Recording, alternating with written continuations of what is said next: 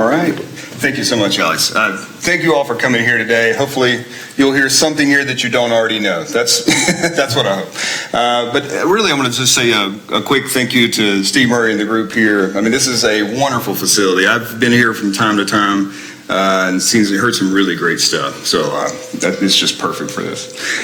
All right. Well, what I want to do today is talk to you about, obviously, Alabama and the moon landing. But really what I'm looking at is a deeper context to that. I'm looking at what was Alabama during that time and how did these two things come together to create this very unique situation. Economics and race relations, particularly in Huntsville, Alabama, and kind of how they stood at the center of this and came together at a very unique time in our state's history. The other thing I want to talk about is the transition from the way we thought about technology in a post-World War II era and the way they thought about technology in 1969. And how those things evolved over time. So we're going to begin in the beginning and move to the end as we should. Okay, and hopefully there'll be plenty of time for questions after. So if you have anything, just please let me know. All right, we're going to start out with what's going on in North Alabama. Well, North Alabama, over the course of the 20th century, had its ups and downs.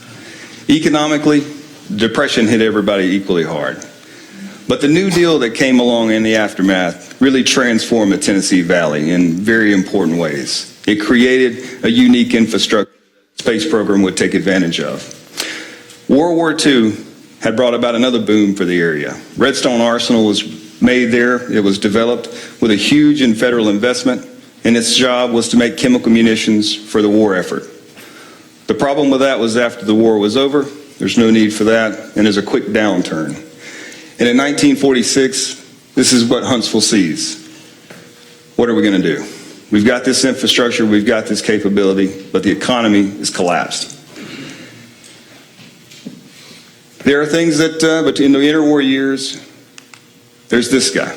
Anybody know who that guy is? John Sparkman, yeah. John Sparkman's going to be a person that's very important to us for the rest of this talk. John Sparkman, I had a pleasure one time of talking to Albert Brewer before he passed away. And Governor Brewer told me that, I asked him, I said, when it came to the politics of Wallace in the state of Alabama, how did you deal with that? Did you feel like you were going to lose the space program? And he said, you know what? We didn't worry about North Alabama. That was John Sparkman's problem, right? So John Sparkman, he's elected to the U.S. Senate for the state of Alabama in 1947. So in that post-war era, he had been a lawyer in Huntsville. And so he was familiar with the area and he was familiar with his capability. And he worked very hard in his job to bring new economic developments to the state. In 1949, he tried and he failed to bring the first one. The first one that he was going to bring, we'll go back, we'll save that picture. The first one that he tried to bring was a new development project that was going to be in aeronautics. He lost, and that went to Tullahoma, Tennessee. But Tullahoma at the time was a population of about 15,000 people. Today, Tullahoma, after it won that, still doesn't have much more than 15,000, 18,000 people. Huntsville at the time had about 15,000 people. And that changed. What made it change? Well, the reconciliation prize that John Sparkman was able to get was the Army's missile defense program. And it was in its very early stages there, and it came from these people. Now, these people are important to the story, but everybody know who this guy is right there. Werner von Braun, right? So von Braun says, at the end of the war, during the war, he worked in Germany and he built V2s. There's a very morally complicated story with that we'll save for a different time. But during the war, his team had developed these V2s that had proven that basically something that was a theoretical framework could become a reality with the ballistic missile program. When the war is coming to an end, it's not looking so hot for Germany. And von Braun says, I got a couple of decisions I got to make. Would I like to be murdered by the SS? No, that's not a good option. Would I like to go work for the Soviet Union? That doesn't seem like a good option given our recent history with the Soviet Union. Who do I believe has the best resources to continue this dream I have of space travel? And that's what he does. He sends his brother and they surrender to the Americans and begins what we call Project Paperclip. It's a huge project that lasts up until the 1960s when the West German government finally says, you can't steal our people anymore. That's what a lot of people don't realize. But this was one of the first pieces of that. And President Truman, who was responsible for starting this, had a lot of problems with it. I mean, really, this is a huge problem. These guys were Nazis. They were card-carrying members of the Nazi Party. But they have an intellectual capital that we really want to harness, number one. And number two, we want to deny it to the new enemy. It's no longer the Nazi Party, Nazis in Germany. It's the Soviet Union and communism. And we would like to deny that to them. These guys are brought over, long story short, about 118 in 1946, 45, 46, out to the desert, Fort Bliss. They stay there. They bring their V2 hardware with them. They continue to refine those systems, continue to develop, continue to conduct actually pretty good atmospheric science. And in 1950, they come to Huntsville, Alabama. What I want you to understand here is this idea of bringing in this intellectual capital. This idea of intellectual capital coming to North Alabama in a place that's ready to receive this, and it's ready to get the ball rolling again and boom the economy. But for that to be actualized, for that economic investment to be actualized into an actual return on that investment, there has to be something more. Over the course of the 1950s, that team was developing the Redstone rocket, and they were doing great work with that. But in 1957, October that year, this economic investment couldn't have received a better present than this. Sputnik. Everybody knows Sputnik, right? So we won't go too deep into that. But the Soviet Union launched the first satellite, orbiting satellite, with this. Eisenhower, who's president at the time, this doesn't worry him a bit. He knows that this is kind of a one-off stunt, if you will, a propaganda victory for the Soviet Union. He has information that the rest of the American public doesn't have, though. He's got a U-2 plane that knows what's going on in the Soviet Union, but he can't tell people that. That's a problem for him. His response to this is, so what? You know, it doesn't bother me a bit. This isn't keeping me up at night. I led the D-Day invasion of Normandy, for God's sakes. This little metal ball that's beeping in space bothers me not at all. But the American public exploded. What does this mean? We've understood our enemy to be vastly backwards, barbaric. Communism is just the dregs of the world. And they did this and we didn't. And we were trying to. The Navy had been given a Vanguard program and they failed. And even in the aftermath of Sputnik, they failed again. Werner von Braun and his team says we could have done it anytime you wanted us to. And they do. In January of 1958, they do launch the American response, Explorer 1. But Eisenhower, who's a Republican, and the new breed of people that will become represented by John F. Kennedy are the Democrats, and they take advantage of this to no end. Kennedy will run on the idea that this is the old generation asleep at the wheel. It's us, the new generation, who are really going to move America forward and really enter this world. Eisenhower is kind of summed up here. In 1960, that von Braun team at Redstone Arsenal, and his team by this point, which has grown dramatically by the American basically migration to North Alabama. Eisenhower's opinion of technology is pretty well summed up here. All that we have accomplished in the future we shall achieve is the outgrowth not of a soulless, barren technology.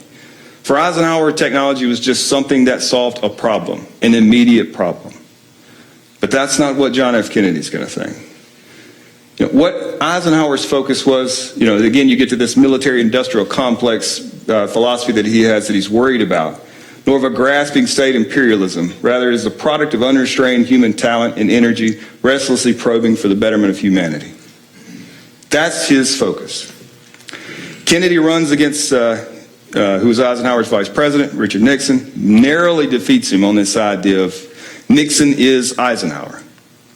We've got to move on. And he wins very narrowly. Kennedy's first few months in office could not have gone worse. He has one bad thing happen after another. A lot of the stuff he inherited from Eisenhower, Bay of Pigs invasion, but his decision making through that was a catastrophe. He's the man who's supposed to deliver the American successes. And this is what he faces in April of that year. Yuri Gagarin's launch, orbiting the Earth. Again, the Russians have won. So the Russians have won the first time. They've won again. Kennedy's beside himself.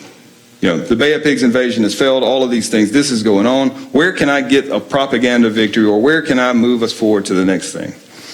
What Kennedy does is he says space is maybe that, space is where we're getting our tails whipped. Wouldn't it be cool if we could pull off a victory? So he goes to the folks in NASA and he says, what can we do? They did, they launched a satellite, they launched a human being. Where is it we're going to beat them?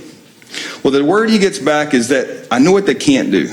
They can't land a human being on the moon and return them to Earth. That's it then. That's what I'll do. It's important to know about Kennedy that Kennedy says on several different occasions, I don't really care about space. It doesn't matter to me. And I'm not going to invest the amount of capital into this program if we're going to lose. It's not worth it. If we're going to play, then we're going to win.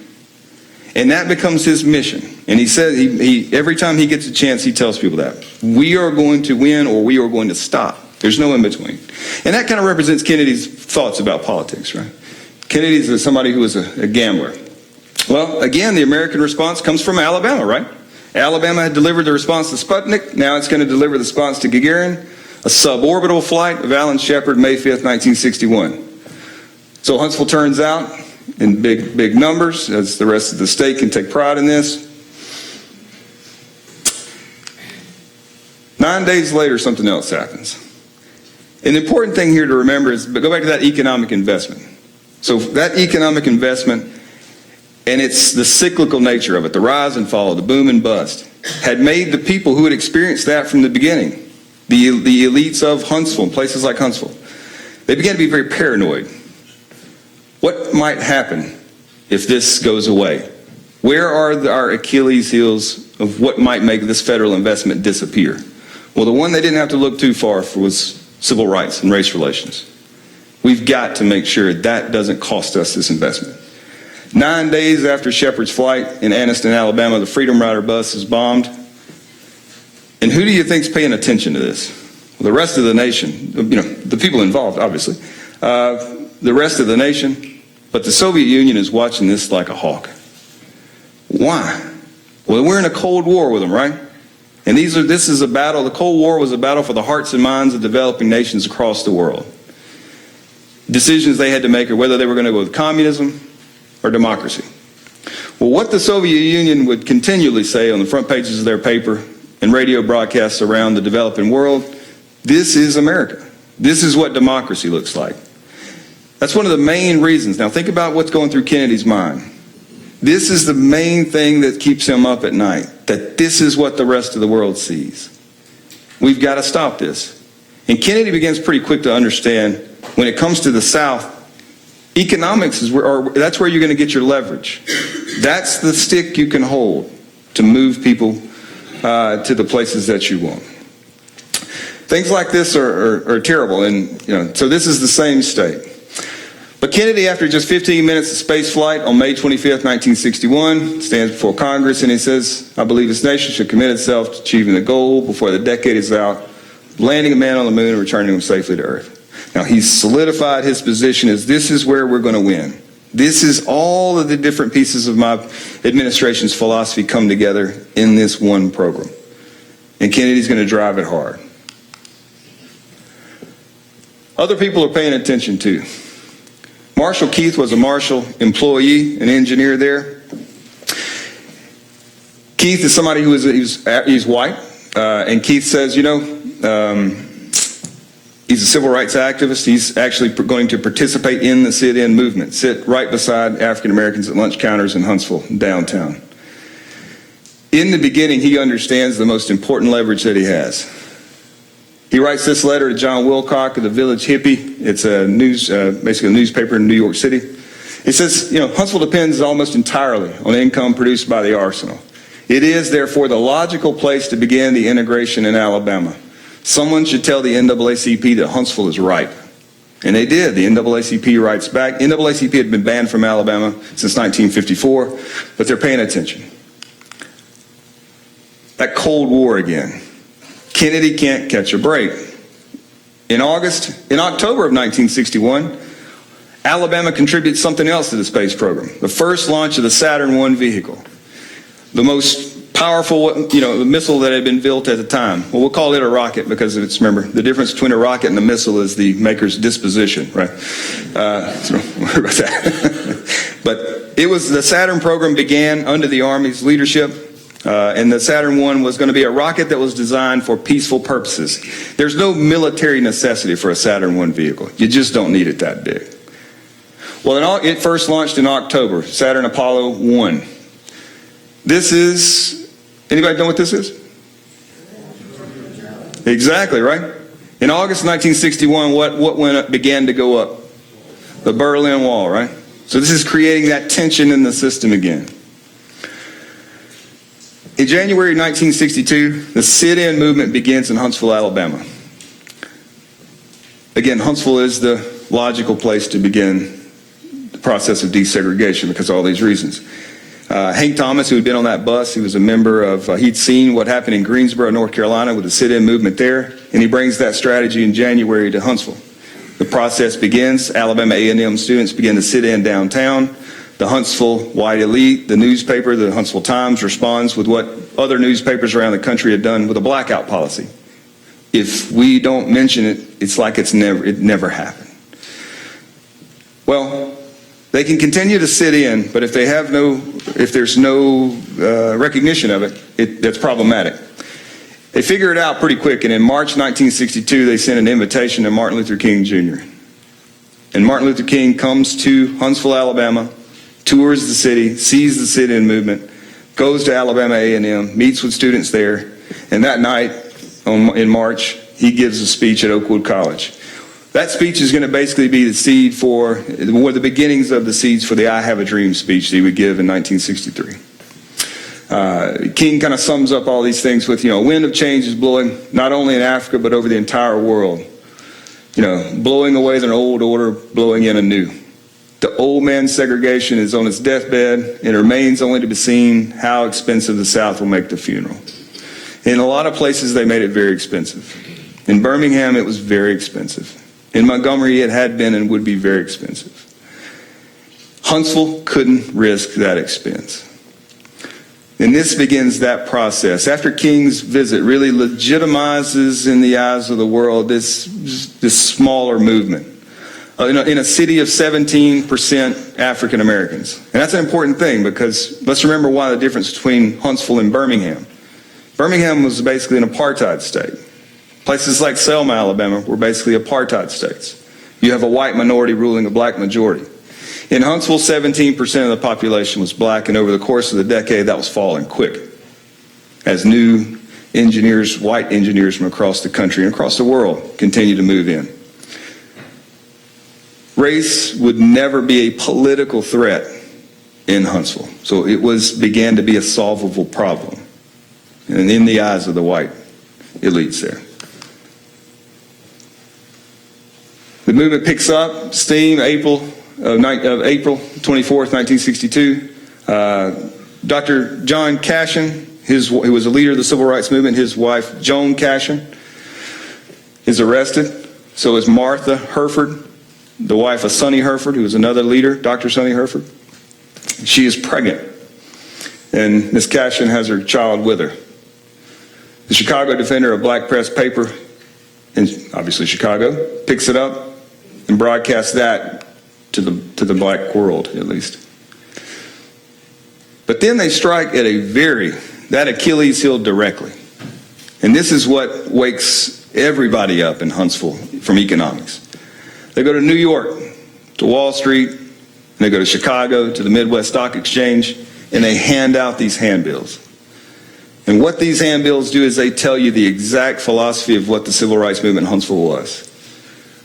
Huntsville depends on federal expenditures and your investment that you're making today. Huntsville is a very undemocratic city. Huntsville is a segregated city. Huntsville's no different than anywhere else in the South. Can democratic defenses be built in an undemocratic city? And the idea here is that, this is something that would strike at Kennedy. The idea that when international visitors come to see the space program, to see those rocket tests and to see those things that we're doing that are so great and incredible, technological marvels, they go downtown and they see segregation and they see discrimination. Is that the message you want to send to the rest of the world? Marshall has to respond, not directly to this, but Marshall responds to this thing in a big way. Now, Marshall's a federal installation inside of the state of Alabama. It can't provide leadership, right? It can't be outspoken against these things. But they do understand the problem, because the other thing that Kennedy does in March of 1961 is begin a process of equal employment opportunity. Equal employment opportunity was important for lots and lots of reasons. But one of the things it did was it didn't just say that federal agencies have to maintain and hire African Americans in a certain rate. So do your contractors. And that's where you got people, right? If you don't follow this, if you don't follow along with the guidelines coming from the federal government, not only will you lose your contract, but you'll be barred from recompeting for future contracts. And that's a problem for everybody. And in this report here to James Webb, who's NASA administrator, kind of gets at the heart of the matter, right? The location of Marshall Space Flight Center in the deep South, where segregation and discrimination have been a way of life for 154 years, adversely affects the program. That's kind of an understatement word, right? It adversely affects it. We're going to have to do a lot of work to get this done. Then something else happens. Just when they thought things couldn't get worse. 1962. George Wallace elected governor of Alabama on a platform of maintaining the status quo when it comes to segregation. Wallace had in his 1958 election, he'd lost to Patterson, and everybody knows that story, right? Patterson had taught him a lesson. If Patterson was harder in favor of segregation than Wallace had been, and Wallace said that won't happen again. He runs on a platform of maintaining the status quo. He wins, and in his inauguration speech, he says what we've all heard. People in the state of Alabama don't need reminding of this: segregation today, for tomorrow, and forever. Same speech. Nestled in the Great Tennessee Valley, we got this great space program going on. Couldn't be better. Yeah. Well, one of the things about that, though, is this picture, I think, kind of sums it up, right? So you've got Jim Webb here in the middle, a NASA administrator. You got Wallace over here. You've got Von Braun. So Wallace creates this just horrible problem for these guys. We don't want to deal with this. We have to now deal with this. How do we deal with this?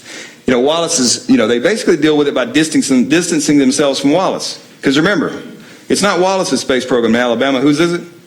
It's John Sparkman's, right? Sparkman's going to take care of this. Actually, this is the only other time he came to Marshall. 1965, he shows up and he witnesses a test, and they say, "Man, Wallace, how you impressed by that test?" Yeah. "Would you like to go to the moon sometime?"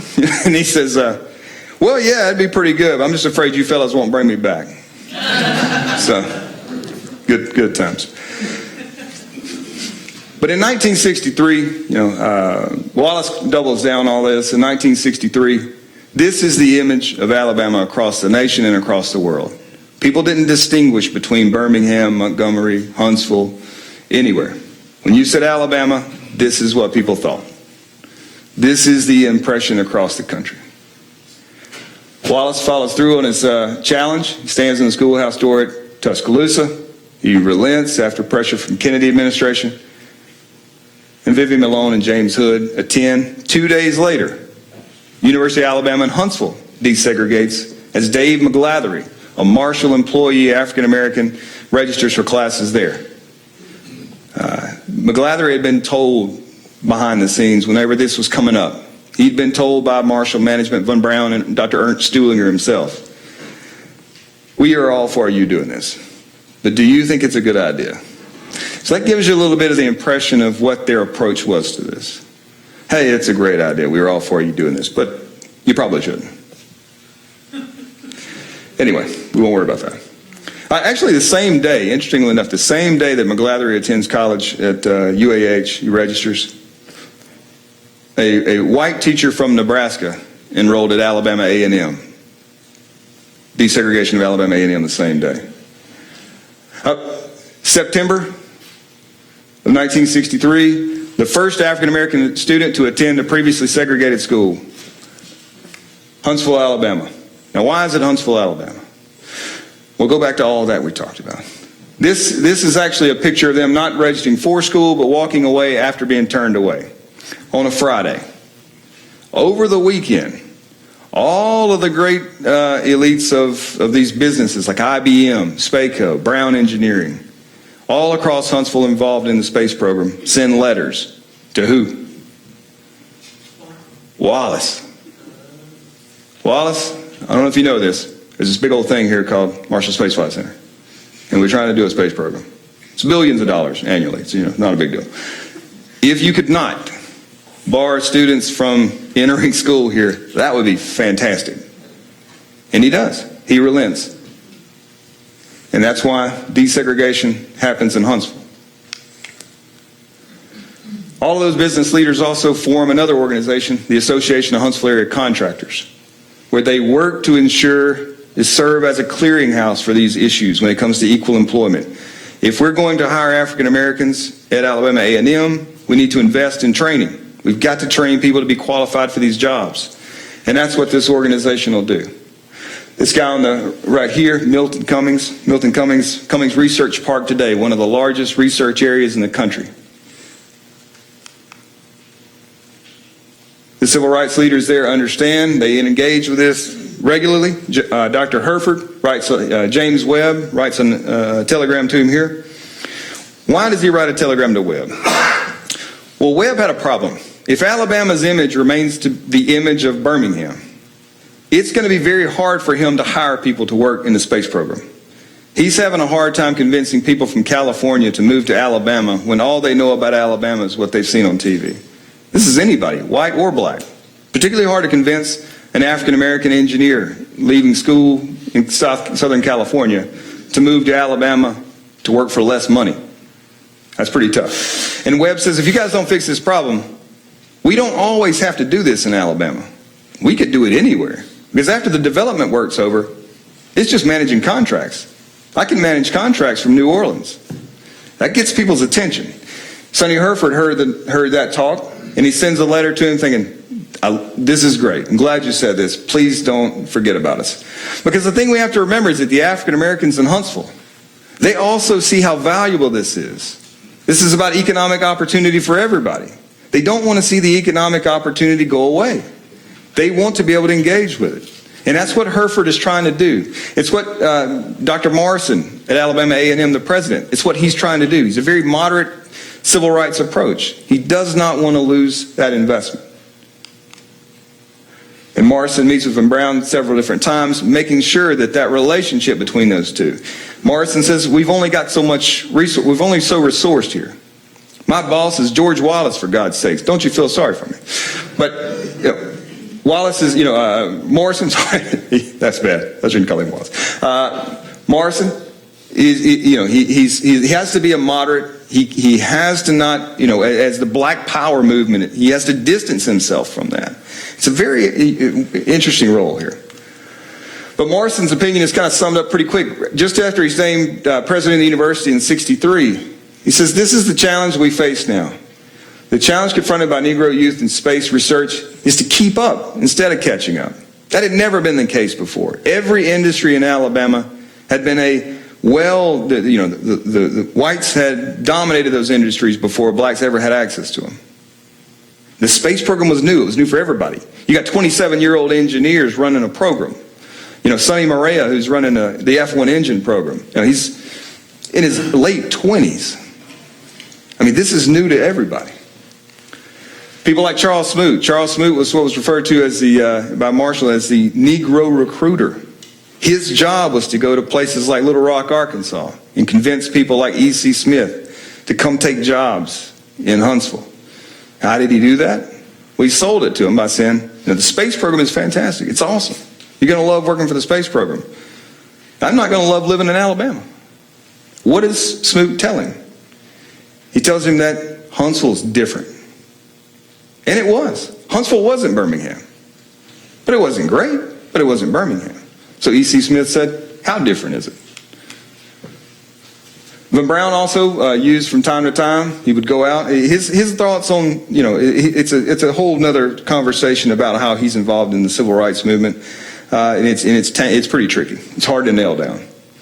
But he does speak from time to time at different places. Miles College in Birmingham was the only 4-year degree granting institution for African Americans anywhere near there. He goes and speaks at an invitation of the president there, President Pitts. Dr. Pitts says, I'm trying to build a science program because I want to engage with this process as well. And we can't do that without the resources. And who do we want to invite to get people stirred up about it? If you want to do something in math and science in the 1960s in Alabama, and you can get this guy to come give a talk, that's pretty good. But he gives you that idea, right? So, education is the light, and it's going to illuminate the path forward. So education was the way to transform the world. So he sees technology and the education and the educational process as a way to bring about revolutions of different kinds. 1961, he'd gone before the Alabama State Legislature here in Montgomery, and he said, we need to increase the investment in education there. Why? I'll let him tell you. Listen. While we Alabamians are making commendable progress in improving our public educational system, we need to do much, much more, especially in the graduate study area. If we don't do more to meet the intellectual requirements of our more brilliant students, we can continue to see them drift off to northern universities for their graduate study. Rightly or wrongly, the net impact doesn't change. These highly promising candidates for positions of eminence in the South feel that they must attend better staffed and better equipped institutions to get what they consider necessary to prepare themselves for the challenges of the 20th century. So that's kind of that intellectual capital in the beginning, right? He's worried about what? The outflow. All of this work that we've done, all this infrastructure that we now have in place, it could disappear overnight. Well, in Huntsville, these guys, men and women are solving incredibly challenging problems. The engineers there are working on things like, this is the F1 engines, and this is without the nozzle. These things are gigantic. 1.5 million pounds of thrust. That brings a set of problems. The problem being that these things keep exploding all the time. Every time they fire one up, it seems to blow up. There's something called combustion instability. Big time problems. The S1C test here is all five F1 engines come together at one time, 7.5 million pounds of thrust. This is the thing that gets the attention of people in Huntsville, and sometimes the attention of people in Decatur and Birmingham. It's a monster. Actually, it's still there today. You can take a look at it. Come see me sometime. I'll take you a tour. So this is how people associated the space program. This was that sound, that vibration. That was the representation of economic growth. This is where the jobs are. This is why we're proud. This is why they call Huntsville a rocket city, right? This work was incredibly transformative. In November 1967, you have the first launch of Saturn V. Most people who attend that launch are pretty sure something horrible is going to happen. Because, George Miller decided to do something in the German rocket team's mind that was crazy, called all up. We're not going to test each stage one at a time. Let's just do it all at one time. Here, we'll just get it out of the way. Something bad happens, we'll be able to figure it out. And it didn't. Apollo 4 was a flawless launch almost. It was perfect. They couldn't have imagined it to have gone better. Man, we're feeling pretty good now. April 4th, 1968. I'm going to go with the second one, Apollo 6. It's going to go, no, didn't go well. All right, and we got some problems. Apollo 6 was almost a nightmare scenario at every level of the launch, except for the fact that it achieved its objective somehow. That's how powerful this thing was. All right, we don't need, first stage you get pogo, thrust oscillation in this thing. Probably would have, it potentially could have really injured some people at the top of it had it been crude. Second stage, an engine goes out, it sends a command to turn that engine off. Uh-oh, it was miswired, it sent another command, turned off a different engine. Oh Lord, now we got 3 engines. All right, we're supposed to have 5, but we don't. Third stage engine, started fine, got to orbit. Supposed to restart, couldn't get it to turn over. All right, we've got a problem. But the solution somehow became that the next time we launch a Saturn V, it's going to have human beings on the top of it. All right, sure, why not, right?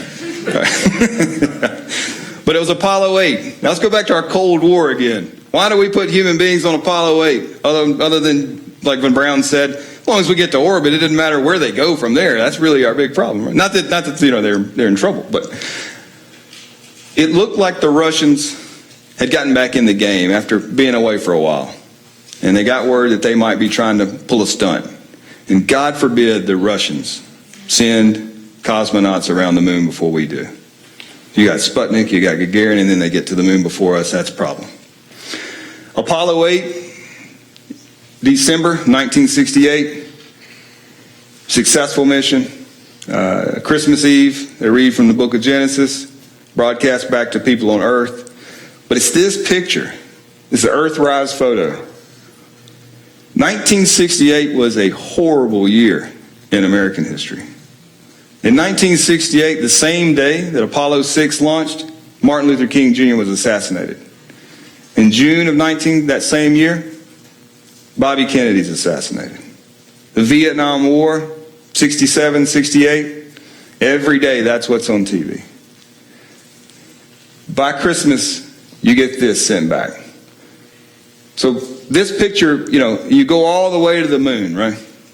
And you turn around and you look and you just take a picture of the Earth and it becomes the most important picture of the 20th century almost. This is what people remember. That time when you could look back after such a bad year and you could see yourself in that. And it has a huge impact on the environmental movement. It has a huge impact on how we understand ourselves, on what technology can deliver. In July of 1969, Apollo 11 was rolling out to the pad. The day it's rolling out, a group of people show up. Ralph Abernathy, who's now leading the Poor People's Campaign.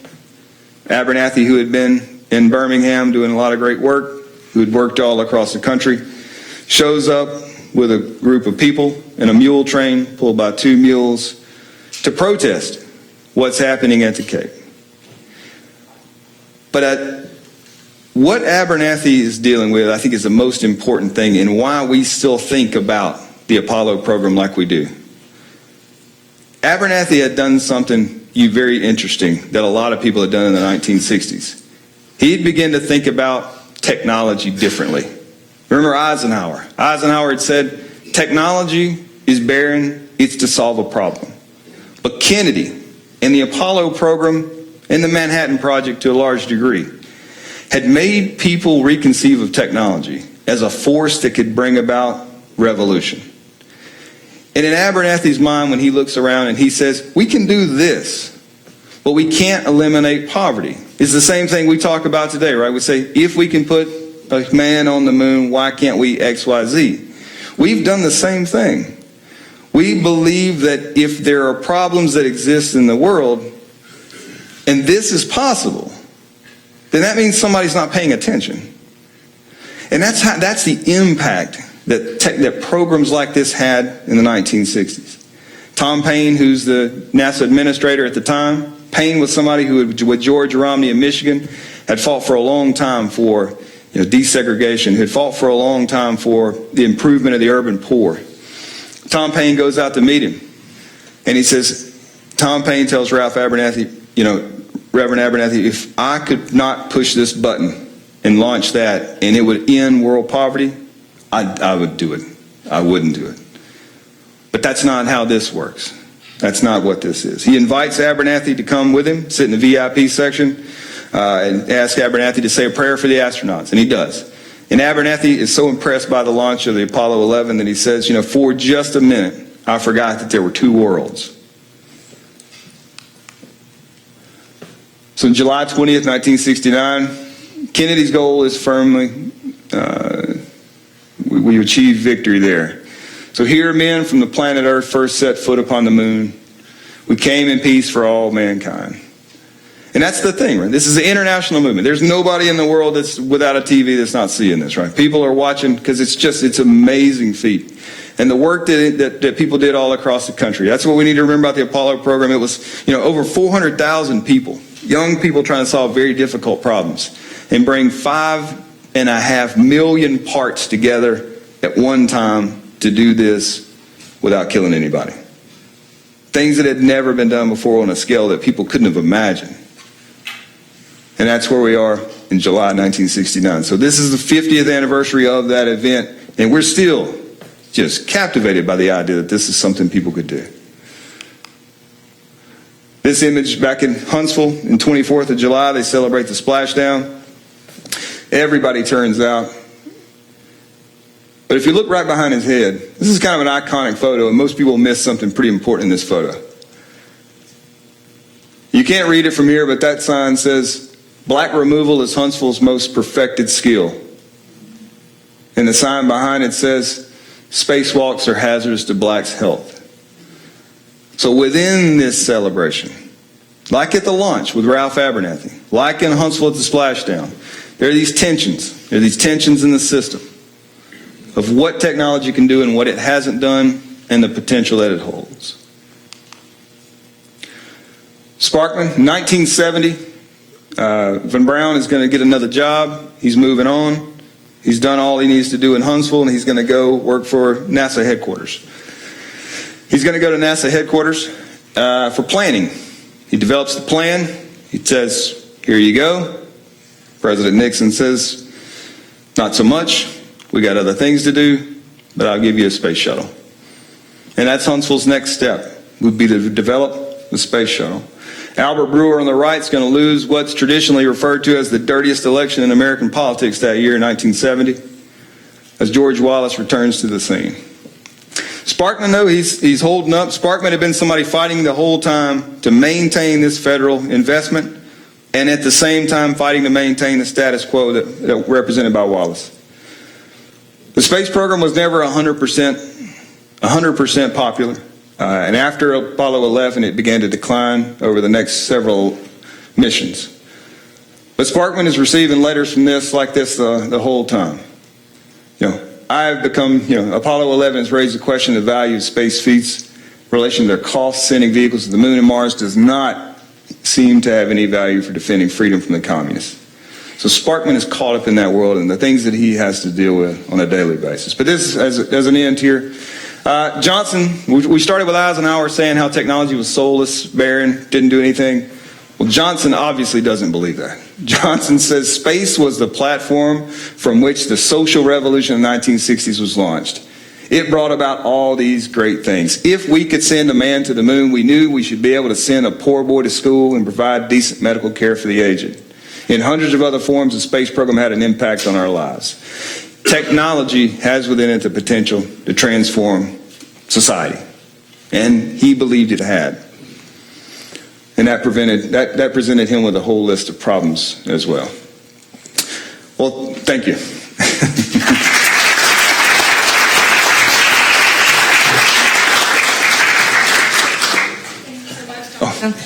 We have some time for question and answer if you would like. Just raise your hand. I'll bring you a microphone, and you can ask your question.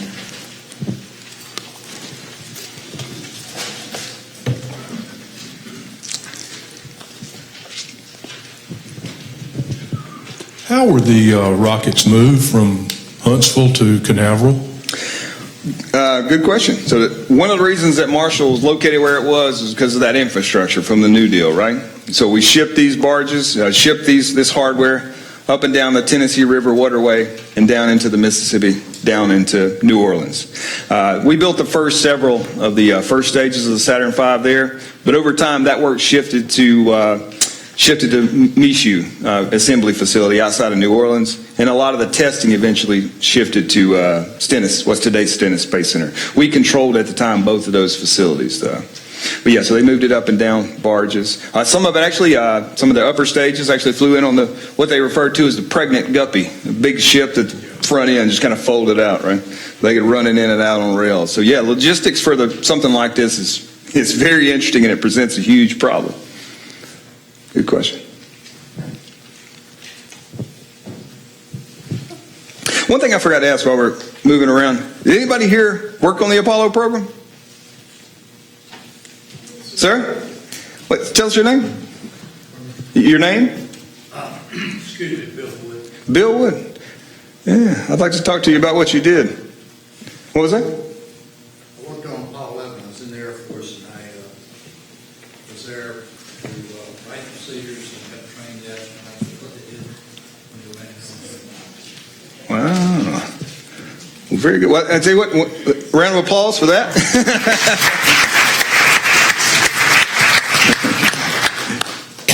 I'm sorry. But I'd certainly like to talk to you about that sometime. I'll give you a card and we can get together. Okay, I'd be glad to talk to you. All right, thank you very much. Okay. Yes. Okay. I think we're. I think we had someone over Yeah, here, sure. and then. No. And if we run out of time, I'll be here for a while too. I'm not quite sure how to phrase this question. Oh, okay. Can you hear me? Mm-hmm. What about the predecessor of all this? My dad was military. He was out in Southern California at at Edwards in the Space Flight Test Center, training, setting up a program for training the astronauts and everything. So the emphasis moved to the East Coast, I guess, to Huntsville and to the Cape. No, there's still, there was a lot of work for the Apollo program that was done in Southern California. Obviously, Rocketdyne, who built the engines, was out there. Outside of Sacramento, there was, not Southern California, but up there. A lot of work. Edwards Air Force Base testing F-1 engines for this program. That's where they kept blowing up. So you may have seen a couple of exploding engines out there. In my backyard. Right. Right. And we saw, the, now it leaves me, the first, plane to reach the satellite stage above, 50 miles above Earth. What was it called, the X-15? X-15? Yeah. Oh, wow, yeah. Yeah, that's in First Man, they have a little clip of Neil Armstrong trying to bounce off the Earth there. It was fun. But Just wondering how that worked into what, Huntsville did. well, it's all going on at the same time, right? But Kennedy, Eisenhower to some degree, but Kennedy reinforces this idea of bringing the South into the fold, right? And that's what the New Deal, a lot of the New Deal work had been about. The Tennessee Valley Authority had been about, the perception that the Civil War had never really ended and that these were still two countries in a way. And all of these federal programs are about this. There's an idea that's evolved that, NASA in the South, we had a symposium about this a while back, but, NASA in the South was about bringing it into one country, developing it economically, technologically, so a term we refer to as the Sun Belt South. All of that stuff is going on. You want to develop a middle class, and that's what these programs have been about. But it didn't move away necessarily from Southern California or any of that West Coast.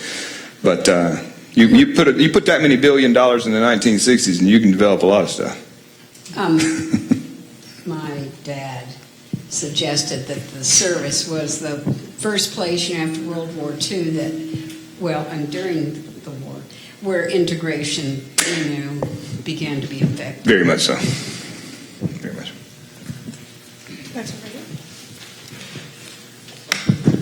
So here we are 50 years later, and obviously a lot has changed. Huntsville seems to be booming, but then there are still some of the similar problems or issues, at least, that you were dealing with over 50 years ago. Speaking of, a couple, for example, are Alabama's still in the national news. People from Southern California, engineers, are still looking at Alabama. Do I want to move there? In addition to that, you have, it certainly seems like with President Trump and Space Force, that space, more so, I guess, distinguished from kind of military, has, maybe it's kind of, there's a lot of overlaps there, but space and going to Mars is so much more now in vogue. What do you see for Huntsville and Alabama in the next 50 years? Yeah, that's a great question. Images can always present you with problems when it comes to economic investment continuing, growing. But I think right now what you see in Huntsville is a continuation of all this. You see a lot of work, a lot of development. Blue Origin is one of the commercial space. Commercial spaces is going to be a huge piece of this over the next little bit. We're going to go back to the moon, 2024, right? We're going to go on to Mars. We're going to become an interplanetary species, right? If we're going to do that, it's not just going to be NASA that has to do that. It's going to be all these commercial partners, international partners. We're all got to go together. And even today, and one thing I didn't mention, right? Space Launch System. That's for the Artemis program. We're looking at a launch in about 2021 now. So this is, that work is still going on. Investment is still happening. People are building facilities all the time. The S1C stand, the shaking the windows, that's where Blue Origin's going to test its new engines, the BE3U and the BE4. BE4 is a ginormous engine, right? It's going to replace the RD180. Okay, I'm going to start. We'll talk later. Yeah. But I see that continuing. I definitely see that continuing. The investment is continuing every day. Ground is breaking all the time in Cummings Research Park on new facilities in support of high technology, not just for the space program. So it's a wonderful place. But yeah, that's the thing you always have to keep in your mind is you present a poor face to the world stops looking at you. Yes, sir. I'd like to make a suggestion. All of y'all have grandchildren from 9 to 15 or children, some of you younger ones. We have a heck of a space program up there. I sent my grandson last year, then I went up, and I won't ever forget it.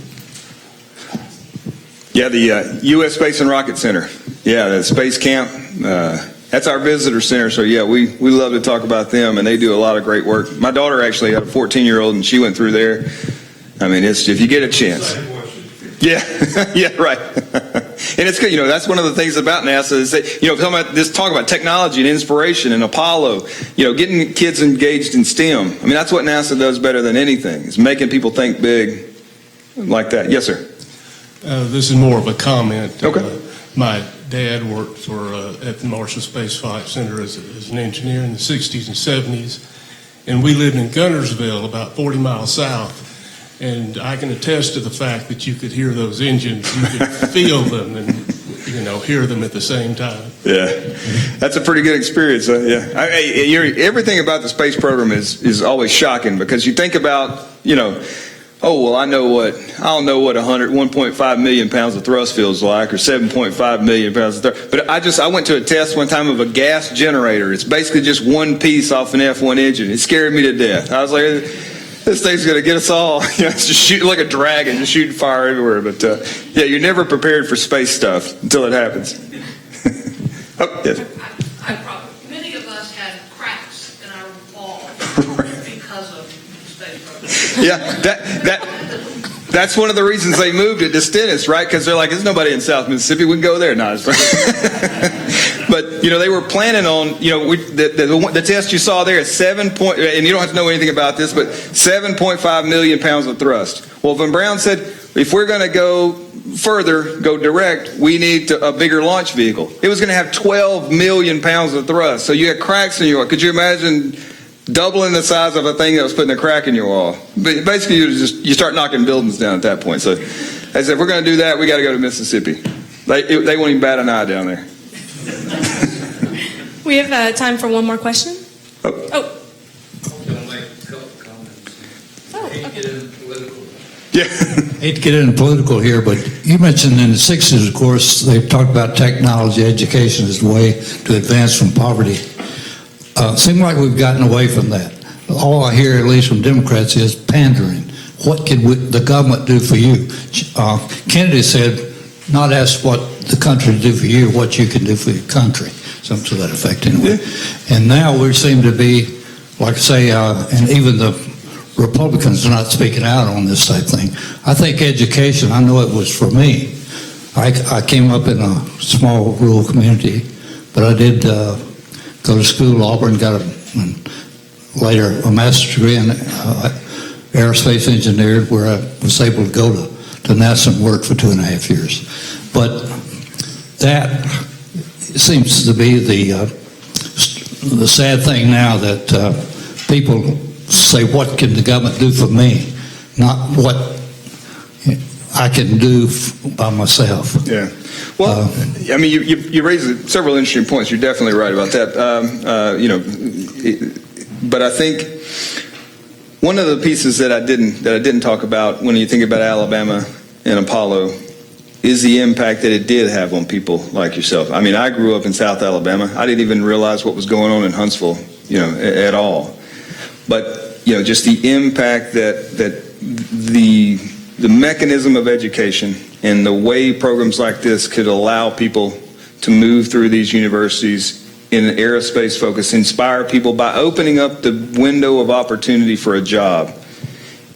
allows you to go through a particular path knowing that that job is open. And I think the big takeaway for me from a civil rights perspective was that decade began to open that up as well, because, Charles Smoot had told me that, imagine if you knew that the career that you were going after would be barred, your participation in that would be barred. That was what was happening in the 60s. And so that's not necessarily to your question at all, but I'm saying it's the same piece, right? It's just, it enables you to pick yourself up. Of course, I believe that we should continue in space, not so much like going to Mars, things like that, but we have to continue to motivate the youth through the space program. I know I was motivated. Matter of fact, I started on the path to even become an astronaut, but in the 60s, at the time, I really had the opportunity to go. For instance, I had the opportunity to go to test pilot school, which was the step before being selected. And I decided not to because two things. One, the political climate, and also that already selected all the astronauts they thought they needed. So I didn't want to be a maintenance officer. But anyway, that's my personal story. But back to the thing, if we keep kids motivated these days, keep that out there for them to give them some kind of incentives. Seems like today they have no incentive to advance or even get a basic education. So it's sad that we're a rich country, so to speak, but and it's not the money that counts really. It's the family, the motivation, and what the kids do at an early age that really sets the stage for all this. And I think, I might mention, for those who are interested, I'm sorry, my background, I mentioned that a few things, but I did go to the Space Center down in Florida for 2.5 years. I was there from January 1968 through July 70. And at the time, I was assigned to the Apollo 11 program, and I did help develop the equipment, and then I wrote the procedures more or less, and helped train the crew for, I essentially was the trainer for what they did when they got on the moon. And I was the first, it was the first, and I brought a document which says Apollo 11 Lunar Surface Operations Plan. And it says, prepared by William H. Wood Jr., that's me. So that's awesome. I did the first. That's awesome. It was a great honor and a privilege. At the time, it seemed like it was just a lot of hard work, but over the time, it's been rewarded. Oh, my goodness. Thank you very much. Hey, thank you. All right, please join me in thanking Dr. Odom again for his wonderful presentation. And as I said, thank you for coming. If you didn't see, he brought us some stickers for the 50th anniversary, so please grab some on your way out. They're at the table right outside the door. And I hope to see you back here on July 11th to see First Man. All right, y'all have a great day. All right, thank you. Hey, all right.